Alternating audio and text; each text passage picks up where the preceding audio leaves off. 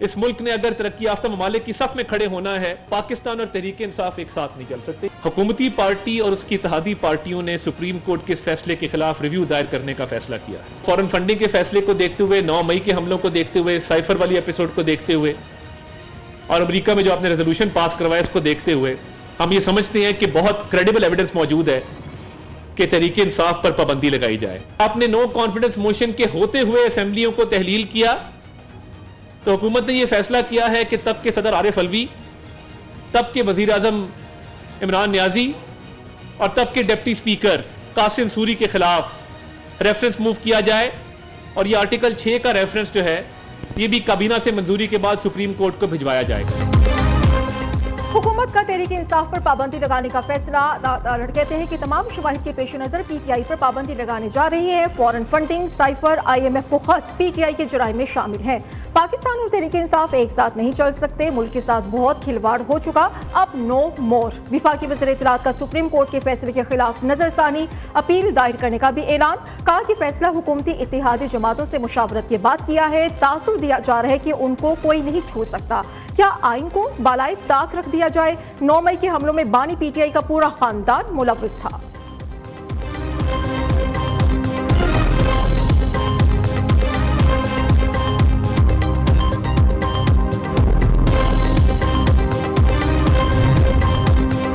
हुकूमत का बानी पीटीआई आरिफ अलवी और कासिम सूरी के खिलाफ आर्टिकल 6 की कार्रवाई का ऐलान। अतातारा ने कहा कि विफाकी काबीना की मंजूरी के बाद तीनों के खिलाफ रेफरेंस सुप्रीम कोर्ट भिजवाया जाएगा।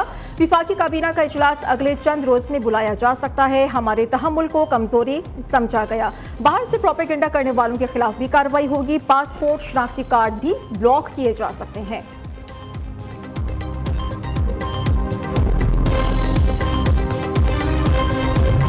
पीटीआई पर पाबंदी लगाने पर गौर कर रही है। ज़राए के मुताबिक पाबंदी लगाने के लिए जिन चीज़ों को बुनियाद बनाया जा सकता है उसमें रियासत मुखालिफ सरगर्मियाँ, मिसाल के तौर पर साइफर केस, IMF को पाकिस्तान मुखालिफ खतूत लिखना, 9 मई को अफवाज पाकिस्तान पर हमला, रियासती इदारों और लीडर्स के खिलाफ बदतरीन जहरीला प्रोपेगेंडा और गैर मुल्की फंडिंग जैसे संगीन इल्जामात शामिल हैं। नियो न्यूज का बड़ा एजाज। पीटीआई पर पाबंदी की खबर नियो न्यूज ने सबसे पहले नशर की। नियो न्यूज ने पीटीआई पर पाबंदी की खबर सुबह 11:15 बजे पर ही ब्रेक कर दी थी। नियो न्यूज की सबसे पहले 2 घंटे पहले होने वाली ब्रेकिंग न्यूज आपको भी दिखाते हैं। हुकूमत को मुल्की सलामती के लिए खतरे वाले जमात पर पाबंदी लगाने का हक हासिल। आइन के तहत विफाकी हुकूमत सियासी और मजहबी जमात पर पाबंदी लगा सकती है। कानूनी तरीक़ाकार के मुताबिक वजारत दाखिला की जानिब से भेजी गई समरी की मंजूरी विफाकी काबीना देगी। मंजूरी के बाद वजारत दाखिला पार्टी पर पाबंदी का नोटिफिकेशन जारी करेगी। नोटिफिकेशन के बाद इलेक्शन कमीशन पार्टी को डीलिस्ट करते हुए रजिस्ट्रेशन खत्म कर देगा। पाबंदी लगने की सूरत में पीटीआई अरकान की रुकनियत खत्म हो जाएगी। तहरीक इंसाफ को पाबंदी लगने की सूरत में अदालत जाने का इख्तियार होगा।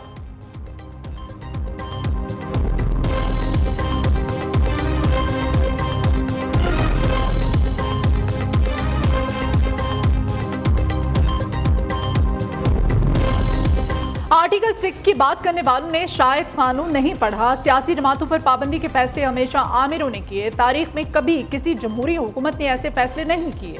पीटीआई रहनुमा बैरिस्टर अली जफर कहते हैं कानून में ऐसी कोई इजाजत नहीं कि हुकूमत को कोई सियासी जमात पसंद ना हो तो इस पर पाबंदी लगा दी जाए। पाकिस्तान में ऐसी कोई सियासी जमात नहीं जो दहशतगर्दी में मुलव्विस हो। बानी पीटीआई के खिलाफ सारे केसेस खत्म हो जाएंगे।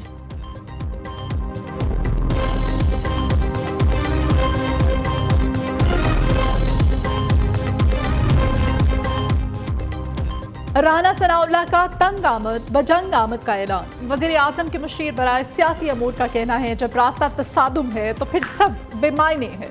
ऐसे में वो पूरा जोर लगाएंगे और हम भी अपना पूरा जोर लगाएंगे। एक इंटरव्यू में राना सनाउल्लाह ने कहा जब हमें जेलों में डाला जा रहा था और हमारे साथ धांधली हुई तब भी हम बैठने को तैयार थे, आज भी तैयार हैं। पीटीआई बैठने को तैयार नहीं। मखसूस नशिस्तों के फैसले से कंफ्यूजन मजीद बढ़ गई है।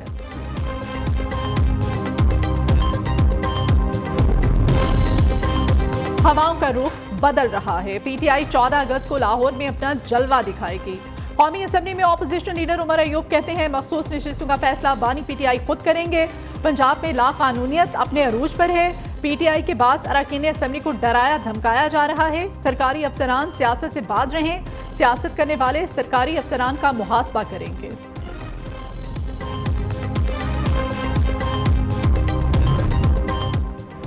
थाना शादमान को जलाने का केस, शाह महमूद कुरैशी पर पर्दे जुर्म आयद। लाहौर की इंसदादे दहशतगर्दी अदालत ने आइंदा समाअत पर गवाहान को तलब कर लिया। पीटीआई रहनुमा शाह महमूद कुरैशी को कोर्ट लखपत जेल पेश किया गया। अदालत ने समाअत 22 जुलाई तक मुलतवी कर दी। पीटीआई रहनुमा शेर अफजल मरवत के नाकाबिल जमानत वारंट गिरफ्तारी जारी। रावलपिंडी के सिविल जज मोहम्मद मुमताज जिंद्रा ने शेर अफजल मरवत की अदालत अदम हाजिरी पर नाकाबिल जमानत वारंट गिरफ्तारी जारी की है।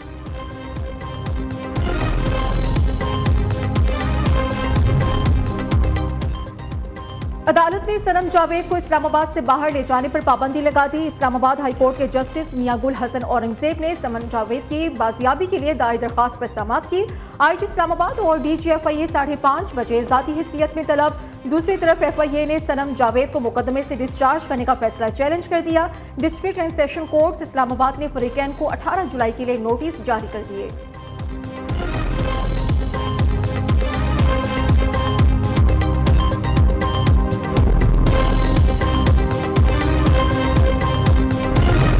शेख रशीद अहमद वो शेख रशीद था, जब वजीर बना तो पहले दिन मैंने 5 साल सबको माफ़ी दी।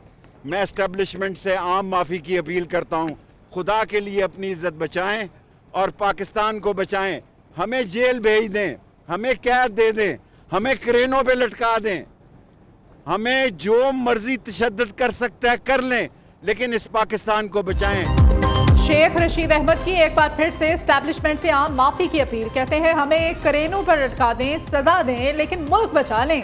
हालात खराब, मईशत तशवीशनाक है। यहाँ कब्र 1 और मुर्दे 3 है। नवाज और शहबाज शरीफ भी अब फैसला हो जाएगा। एक मशरिक दूसरा मगरिब को भागेगा। उन्होंने तो अपने केसेस खत्म कराए हैं। उम्मीद है अदलिया मुल्क को बचाने में तारीखी किरदार अदा करेगी। शेख रशीद ने एक बार फिर बानी पीटीआई की रिहाई के इम्कान को रद्द कर दिया।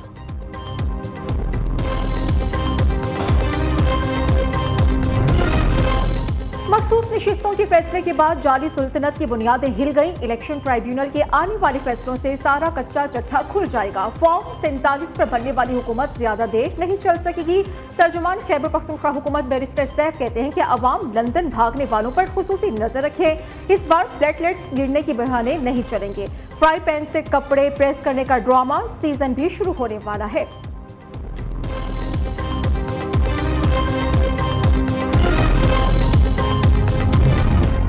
बिजली की कीमतों में इजाफे के बाद पेट्रोलियम मसनूआत भी महंगी होने का इम्कान। पेट्रोल की फी लीटर कीमत में 7 रुपये 50 पैसे तक इजाफा मुतवक्के।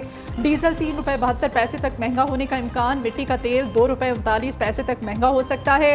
वजीर आजम की हतमी मंजूरी के बाद नई कीमतों का इत्तलाक 16 जुलाई से कर दिया जाएगा।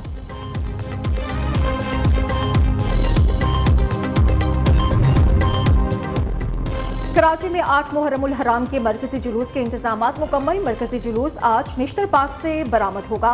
अपने मुकर्रर रास्तों से होता हुआ जुलूस हुसैनिया, ईरानिया, इमाम बारगाह, खारा दर पर इख्तिताम पजीर होगा। सिक्योरिटी के सख्त तरीन इंतजामात हैं। दूसरी तरफ कराची में 9 और 10 मुहर्रमुल हराम को पीपल्स बसेस के तमाम रूट्स बंद रहेंगे। EV1 और EV2 महदूद रूट्स पर चलाई जाएंगी।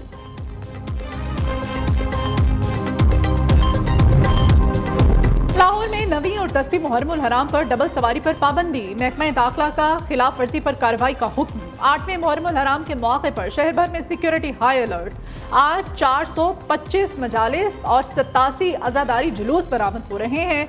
5000 से ज्यादा पुलिस अफसरान और एहलकार सिक्योरिटी पर तैनात थे।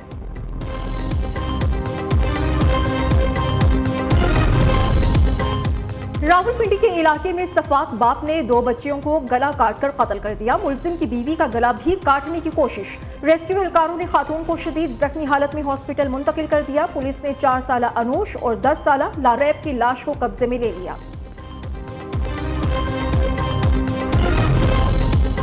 पंजाब भर में आज तूफानी बारिशों की पेशगोई। PDMA ने शदीद बारिशों का अलर्ट जारी कर दिया।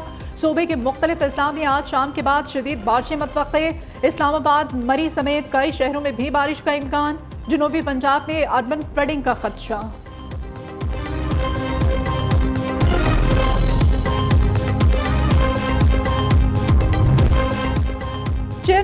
के क्रिकेट टीम की कारकर्दगी की बेहतरी के लिए बड़े फैसले, सेंट्रल कॉन्ट्रैक्ट की रकम कम ना करने का फैसला, खिलाड़ियों के लिए डोमेस्टिक क्रिकेट खेलना लाजमी करार, हर खिलाड़ी का 3 माह बाद फिटनेस टेस्ट होगा। मोहसिन नकवी कहते हैं टीम मुत्तहिद नजर आनी चाहिए, ग्रुपिंग पर सख्त एक्शन लिया जाएगा, डिसिप्लिन की पाबंदी ना करने वाले खिलाड़ियों की टीम में जगह नहीं होगी, फिटनेस और परफॉर्मेंस के मयार पर पूरा उतरने वाले खिलाड़ियों को आगे आने का मौका मिलेगा।